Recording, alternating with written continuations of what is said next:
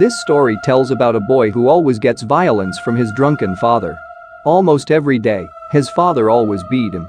The boy had an iron doll who always witnessed his father's crimes. One day, the father was violent again, until suddenly, the iron doll came to life and immediately killed the father. The boy was then locked up in prison. Years passed, now he has grown up and out of prison. He returned to his former home, which now looked destroyed and empty. But just then, he saw his iron doll, still lying in the same place for years. He was so sad to see the iron doll and immediately approached him. Unexpectedly, there was the corpse of a boy who had become a skeleton inside. It turned out to be his younger brother, who had a disability. All this time, their father had locked him in the iron doll.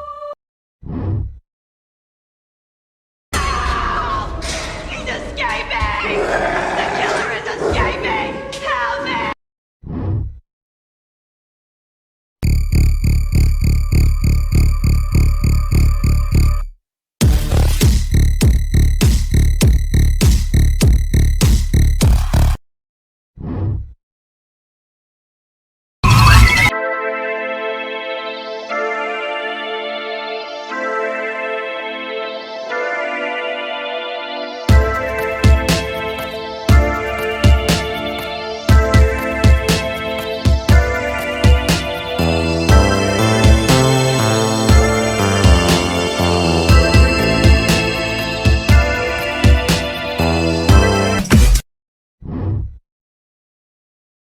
Day 3 of Scaretober, the Basement Demon. A group of paranormal investigators attempted to assist a Philadelphia homeowner who was too frightened to sleep in their own home. Each night, something was making terrible noises in the basement and sounded as if someone was down there. The investigators ended up putting a recorder down in the basement, and this is what they recorded.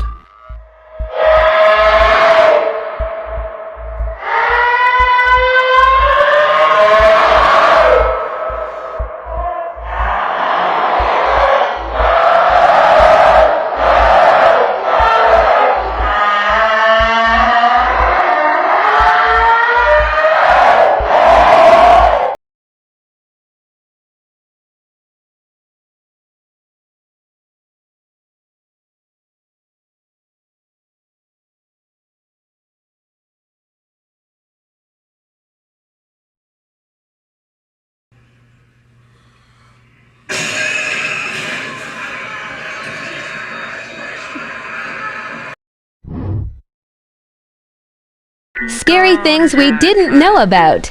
Your mind can sense someone staring at you even when you're sleeping. What if that's the reason you randomly wake up in the middle of the night? Someone or something was staring at you when you were sleeping. Cold as clay. This one was another one that was really creepy to me when I was little. So the story goes, there was a young woman who lived on a farm with her dad, the farmer. Well, she started seeing a young man named Jim, but the dad didn't think Jim was good enough for her, so he actually sent his daughter to the other side of town to live with her uncle. Soon after the girl got sent away, Jim got sick and he wasted away and died. Some people claim that Jim died of a broken heart. Well, the girl's dad knew that this would break her heart if she knew that Jim had passed away, so he decided not to tell her. One night there was a knock on the girl's front door. She answered the door and it was Jim. He said that there was an emergency and that her father had sent him to go get her. So they went outside, they got on Jim's horse, and they started riding to the other end of town to the girl's father's house. When they were riding on the horse, Jim started complaining of a horrible headache, saying it aches something terrible. The girl felt his forehead and said, "Jim, you're cold as clay. I hope you're not getting sick." She took a handkerchief and tied it right around Jim's head. So they rode and rode, and soon enough they reached her father's farm. The girl got off the horse and went and knocked on the front door, and when her father opened the door, he was startled to see her. He asked her what she was doing there, how she got there, etc. She said, "Didn't you send for me?" "Jim rode me here. He said you sent for me." That's when the father knew that he had to tell the girl the truth about Jim, so he told her the truth that Jim had passed away. They went outside to look for Jim and the horse, but they were both gone, so they went to the stable to look and see if the horse was there, and the horse was there, shivering with fear. But Jim was nowhere in sight. So the girl and her father went over to Jim's parents' house. The girl told Jim's parents what happened and they decided to open his grave. When they opened his grave, they saw Jim wasting away like a skeleton, except this time, the handkerchief was still tied around his head.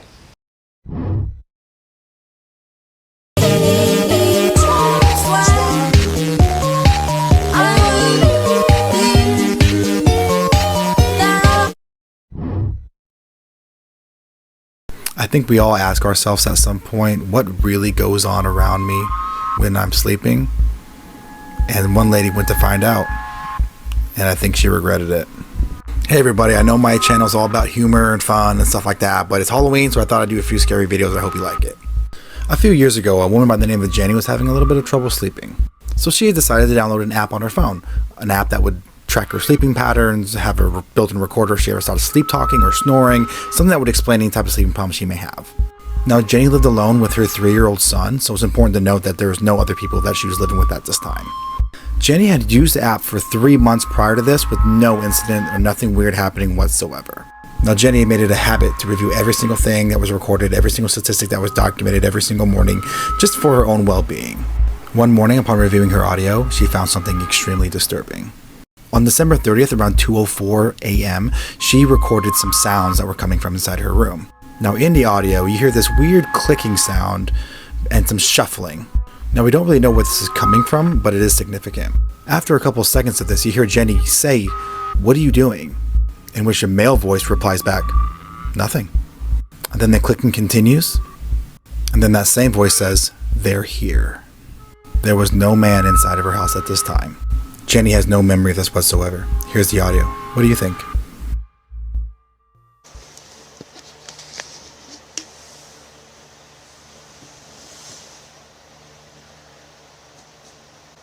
What are you doing?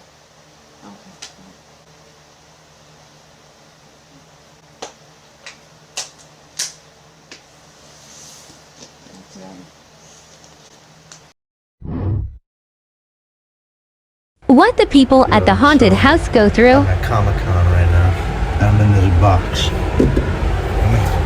My job is to scare people. Okay.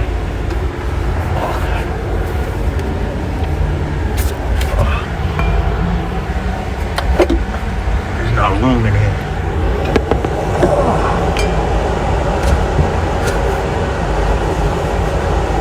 They're giving me $2,300 to do this.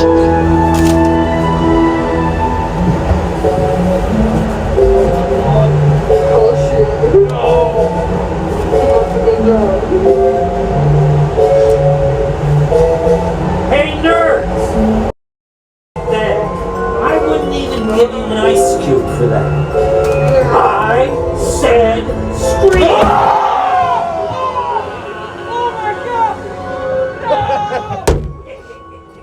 That's more like it now. Get out of here before I turn you into push.